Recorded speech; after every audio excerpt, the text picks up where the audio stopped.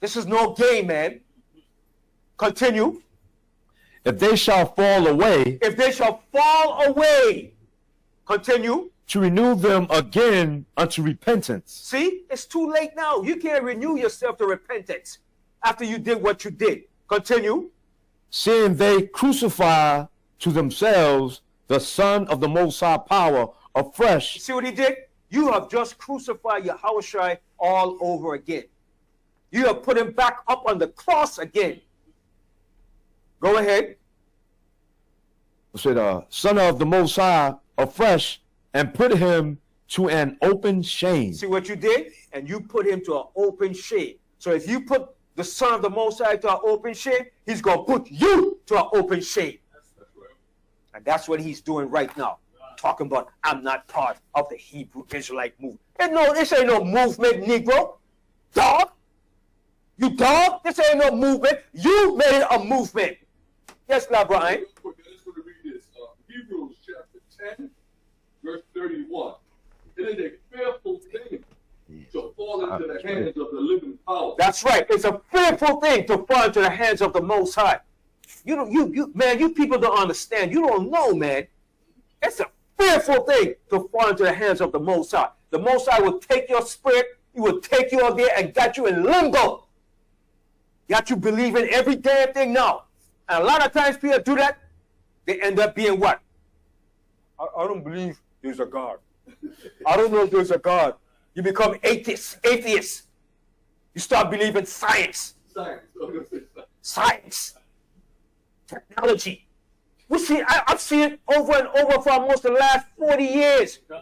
I've seen it with brothers. No, brother, I ain't gonna leave the truth. Yeah, when you leave the truth, when you leave this, brother, I'm not talking if you leave a school like that, when you leave this truth, you understand? You go off into a whole different world, brother. You start talking a lot of S-H-I-T. Okay, the demons have captivated you. The demons have gotten you. And the scriptures tell you, they give you a reprobate mind and 7 more demons, more powerful than what you had before, will take hold of you. Don't play with the Most High, man. Don't play with the Most High. Talking about a spook God. You're going to pay for that too. You're talking about a spook God.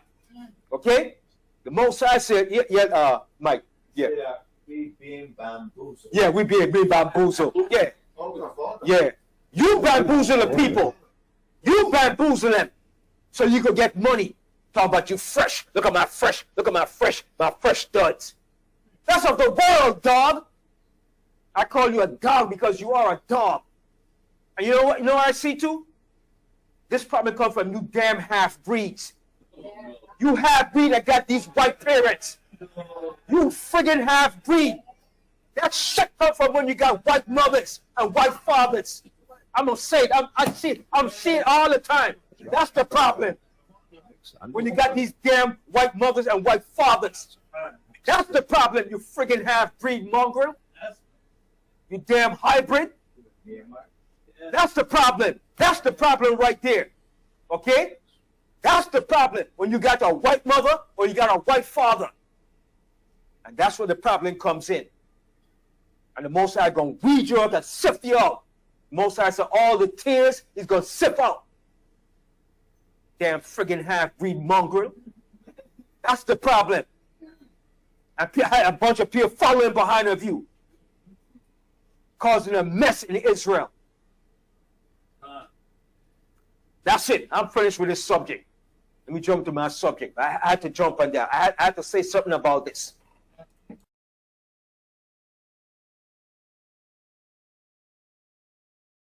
I want to give all the praises and the honor to Yahweh Bahashem, Yahweh Shai Bahashem Recha HaKodash, and double honors to the elder apostles and the elder bishops of Great Millstone. Honors as well to you other elders and brethren, you fellow believers of this truth. Shalom to you, few sisters. Shalom to the elect. So I want to try to make this short. This video is Elder Banyamyan of Old One West.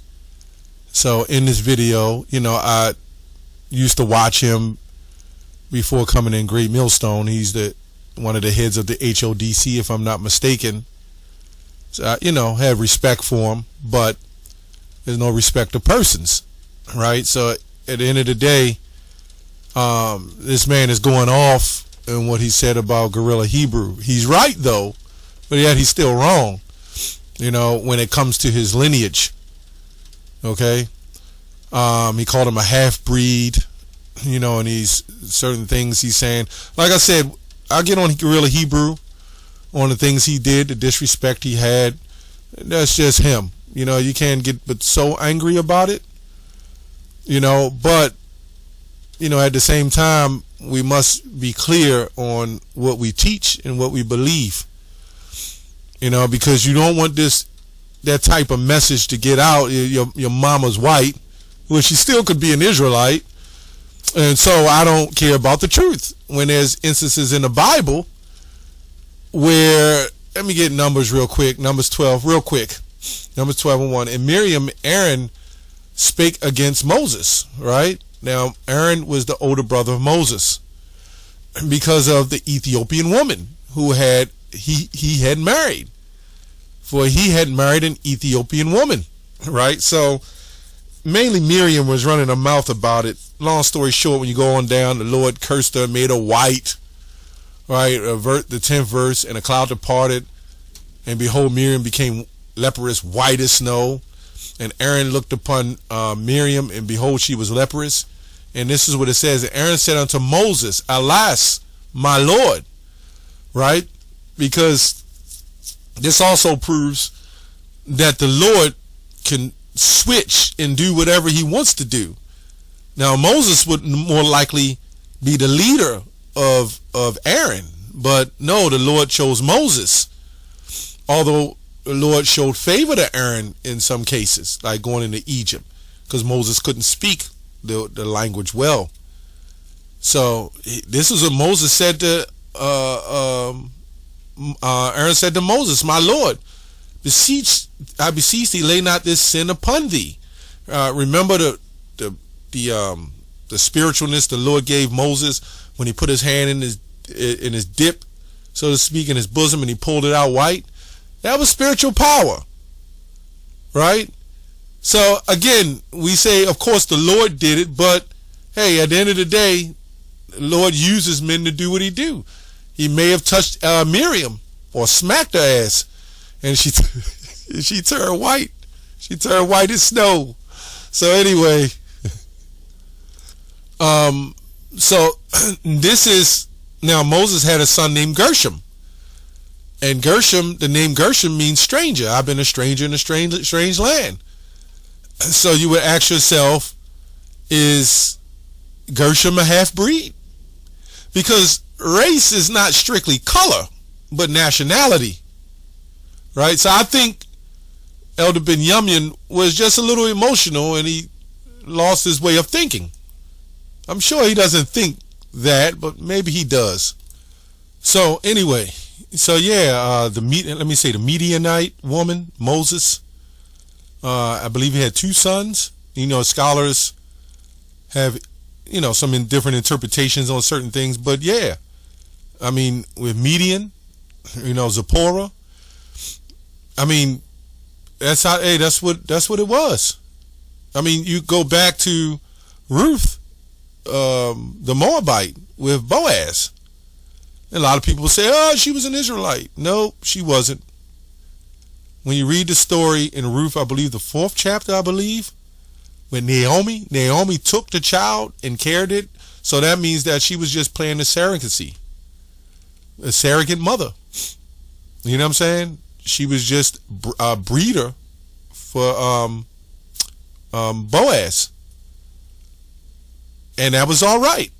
There's times when men, Israelite men, had heathens and had children with them. You know what I'm saying? So it's what it is. So it's not a bigger difference just because it was an Edomite. I mean, we know they're the worst of the heathens, but it's still heathens. And really, the scriptures speak of, in Galatians 6, every man prove his own work. That man is still an Israelite. He's not a half-breed. Eleazar, Sakari, he's still an Israelite. He just an off Israelite. He didn't went off. Right? How many of these Israelites done bugged out with so-called same nationality of parents? That done dropped out of Old One West, that done bugged out, went into all kind of different philosophies, that had legitimate Israelite father and mother parents all the time. So you can't make this as an excuse because it's the guerrilla Hebrew. You know, your emotions get out of control. Let's go to Ecclesiastes 7:7. Surely oppression maketh a wise man mad, and a gift destroyeth the heart. Better is the end of a thing than the beginning thereof. And the patient in spirit is better than the proud in spirit. Right? It goes on to say, be not hasty. And this is why we read this. Surely oppression maketh a wise man mad. Meaning, not just angry. Right? Because we're going to read on. Just the fact that you become like different to the world. The more you see, this is Ezekiel 9:4. The men who sigh and cry for the abominations become mad, mentally deranged to a degree, according to the world. Right? Let's go to 7 and 9. Be not hasty in the spirit to be angry, for anger resteth in the bosom of fools. Now we all get, turned up. I understand that.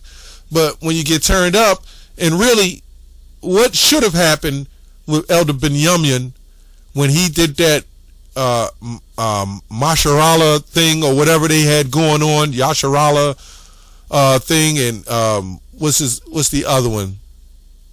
The head of that, and all that stuff went on with that party, the strip clubs, and I know Elder, I can't remember his name.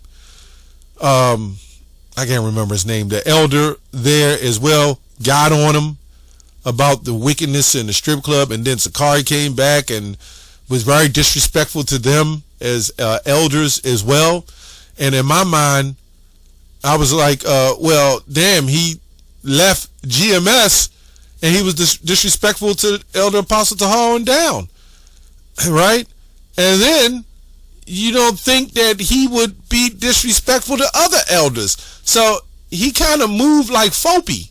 They just jumped in, jumped out, got a little here, got a little there, got a following, got some money. Elder Barak, that's who I wanted to say. Elder Barak, which is also a good teacher. Elder Banyamyan, I would say, is a good teacher as well. I'm not saying these elder men aren't good teachers. They just go off. I believe they believe in the mark of the beast, the chip. They don't really teach that like Great Millstone teaches. You know what I'm saying? So, those are flaws. But to say that, we can't put that energy out there. That just because that man had a white mother, that he's never really been in the truth, and he's a tear and all that. Nah, if he had an Edomite father, and then that's even where you draw the line with that.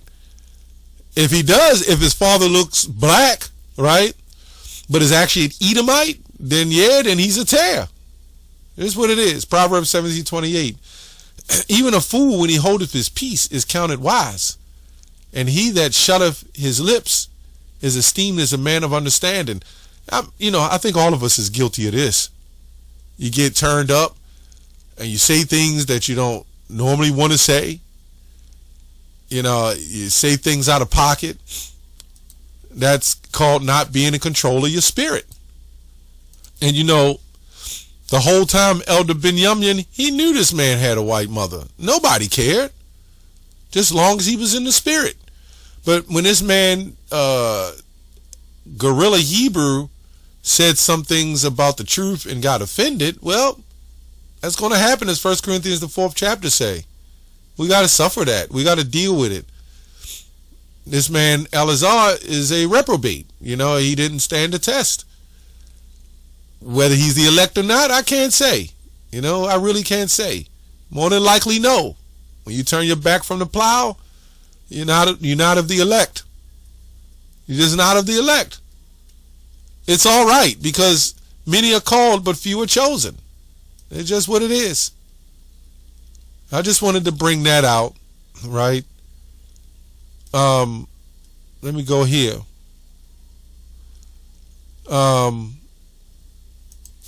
Ecclesiastes 10 and 12. The words of a wise man's mouth are gracious, but the lips of a fool consume him. The beginning of his talk is folly, and the end of his speech is evil, which will say mischievous and madness. Yet the fool multiplies words. No one knows what is coming, and who can tell him what will come after him? What will come after him? So, I didn't expect him to say all that. That's, I don't know if this is a teaching that HODC is teaching now, that if you got a black father, a so-called black Israelite father, and a white mother, you're a half-breed, I don't know if that's what they teach. I doubt it, because he was all up in the hookup. But he said he's seen this, and it's probably true because of the different cultures. Where, Jake, they love their mamas. All Jake gonna love their mamas to some degree, even if it is an Edomite, But what do you got to do? You got to still follow the law. Whether she an Edomite or not, that's still your mother. Until the Lord pronounced judgment on her as an Edomite. Eleazar admitted that his mother's an Edomite, right? And really, it's a spiritual thing. If that's what he believes, I've never met her. I've never spoken with her. He knows that just because you're white doesn't mean you're an Edomite. And I don't even understand why he even brought that out in the first place.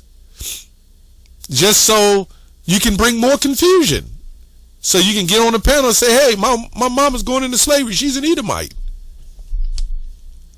You got to be pretty strong to come into truth and be able to accept that. But then it's also, a situation where it's an act. Now we see it was all fraudulent. So that's pretty much it. I think Elder Banyamyan, he got past his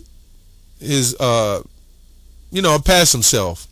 He got past, his natural way of thinking and understanding because of all these things this man said. And you become angry. And then you become angry, you start saying crazy things. Unless I'm all wrong in everything I just said today, and that's what he really believes, that these all half-breeds, they have a thing called pedigree. Let's go to Numbers 1 real quick, and I'll end it on this. Numbers 1 and 14. I'm the 1 and 18. I'm not the one that just enjoy getting on Eleazar.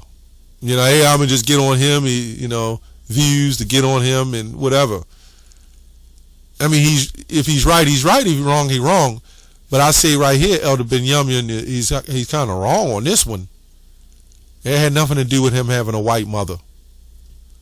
It had everything to do with him just being an Israelite, and as long as he understood, then that's what it is. But I get it that pride of Edom may have been on him to make him act that way. But at the end of the day, all these allegations that came up on him is all from the experiences of like Edom, but it's in all the communities, believe it or not.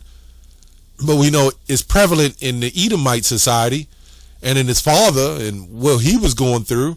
So it looks like Eleazar has been, he's been ran through the mud. He done had a messed up, seems like a messed up lifestyle. He had some serious situations may have happened to him when he was younger, dealing with his parents. But this is what the truth in the brotherhood is supposed to be for. The problem with Chief Priest Eleazar, his pride. He should have stayed where he was, grew in the truth, right? And had leaders over him to help guide him. And they don't. And this is what happened to all these groups. Numbers 1 and 17. And Moses and Aaron took these men, which were expressed in their names, and they assembled all the congregation together in the first day of the second month. And all these know this. I'm just reading this for edification. And they declared their pedigrees after their families, which goes to fathers or patriarch, right? by the house of their fathers, according to the numbers and the names, right, of their names, from 20 years old and upward, by their polls. And as the Lord commanded Moses, so he numbered them in the wilderness of Sinai. So that's pretty much it. That's all I have on that. Shalom.